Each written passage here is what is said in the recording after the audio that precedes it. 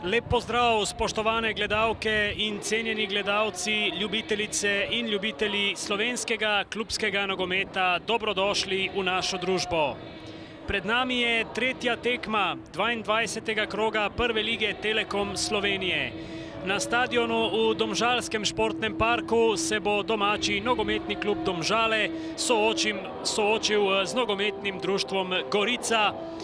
Gledalcev v Domžalah ni veliko, 9 stopinj Celzija je ob Kamniški Bistrici, takole pa Ibrahimi s prvim strelom, da čim več brani. Štrukelj ni v takšnem položaju.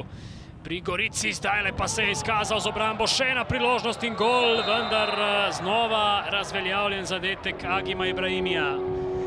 Lepa podaja Darija Melnjaka, takole je utekel Ibrahimi in sjajna obramba Januša Štruklja, na to pa je Širok in Celcer, Širok s prodorom v sredino, Širok in brani Januš Štrukelj, izjemna obramba, potem pa Ibričić in še ena obramba Januša Štruklja.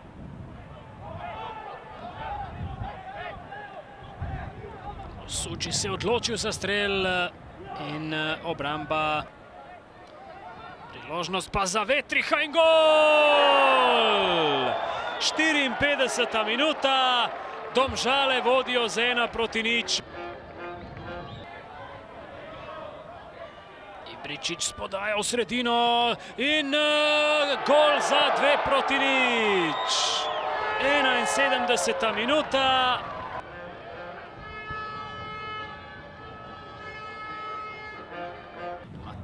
Šanteka in zdaj Bizjak do Husmanija. Husmani se odločil za strel in gol! 86. minuta, 3-0 za Domžale.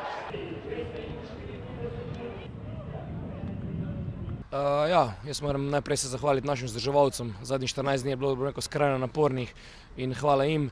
Po drugi strani iskrene čestitke igralcem, da nekako smo ta umesen neritem zdržali.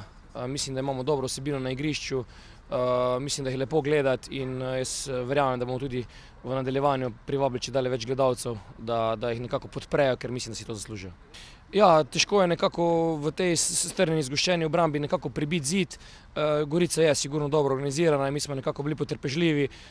Nekako po prvem zadetku je zadeva mogoče malce lažje stekla in še enkrat smo zelo zadovoljni z realizacijo in tudi s pripravljenimi priložnosti. Faza obrambe pa mislim, da je na nivoju. Gledajte, razpored je težek. Zgubili smo 3 tekme, težke tekme.